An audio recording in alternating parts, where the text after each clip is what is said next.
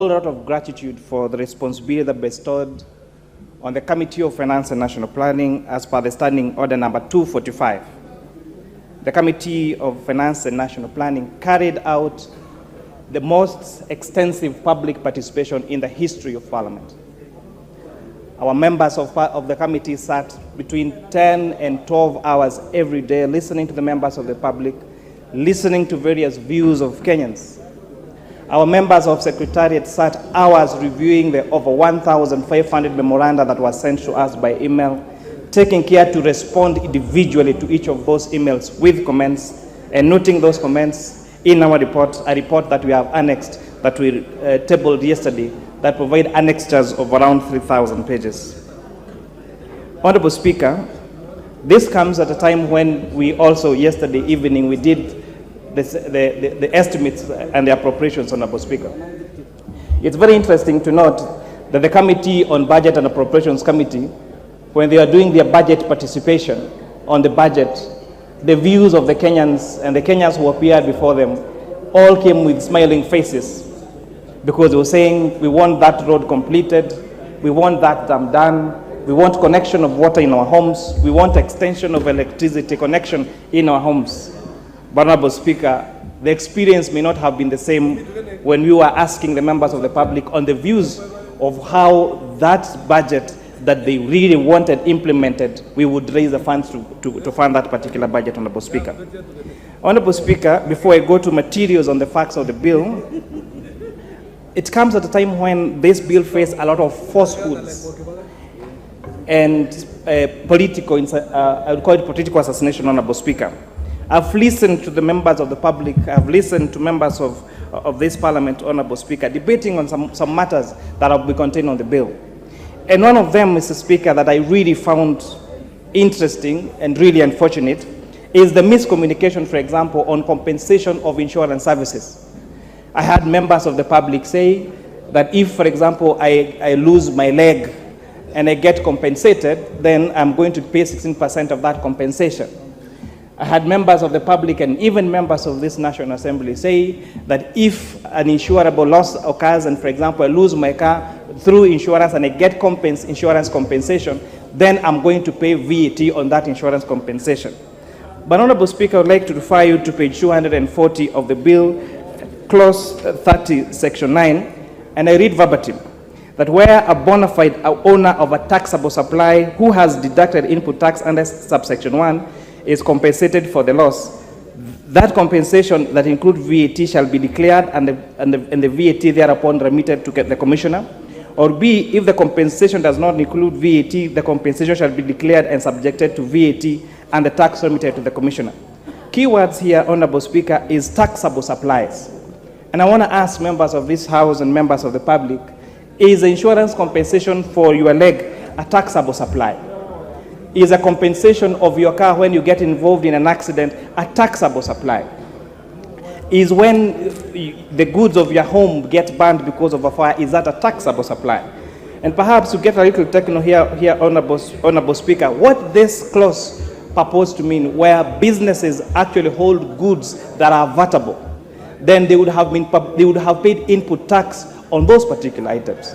So if they get compensated plus the VAT that they ask for a refund, and then they go ahead and charge output VAT on those particular services, on those particular goods, Mr. Speaker, then it would have been deemed they received that compensation for VAT twice.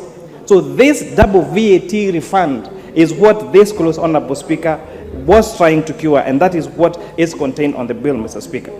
Mr. Speaker, I would like to draw your attention to our tax system in Kenya.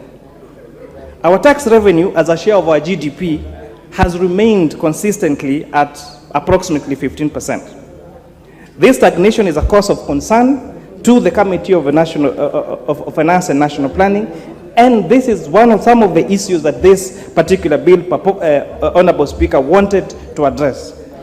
In comparison, Honorable Speaker, with several African countries, Botswana's tax revenue per GDP is at 24%. Mauritius is at 18%. Zambia's is 17%. But, Honorable Speakers, ours has remained consistent at 13% as of 2021. These countries, Honorable Speaker, have managed to achieve higher tax revenue collection rates. The disparity highlights, Honorable Speaker, is a need for us to reassess our tax policy and explore more effective ways of enhancing revenue mobilization. Honorable Speaker, I would like to talk about our economy for the past decade. We have witnessed an evolution in our economy with the emergences of employment opportunities in the digital market space. Additionally, a majority of jobs have been created during this period and have been in the informal sector, employing approximately 80% or 18 million shillings of our Kenyans in 2021. Mr. Speaker, the Finance Bill of 2023 had several tax proposals that will enable the country to increase its tax base, essentially increasing its revenues. The committee carried out the public participation and deliberated on the matters which informed the following decisions. For instance, Clause 2, which deals with the definition of terms, Honorable Speaker, had the definition of winnings when it came to the betting sector, Mr. Speaker.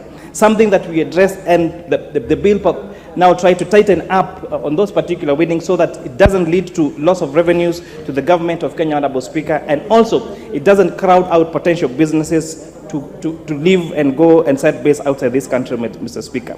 Clause 5 of the bill suggests imposition of taxes on club entrances and subscription fees for employees. However, if it's implemented, this would result a double taxation, as both the employee and the employer would be taxed on these fees.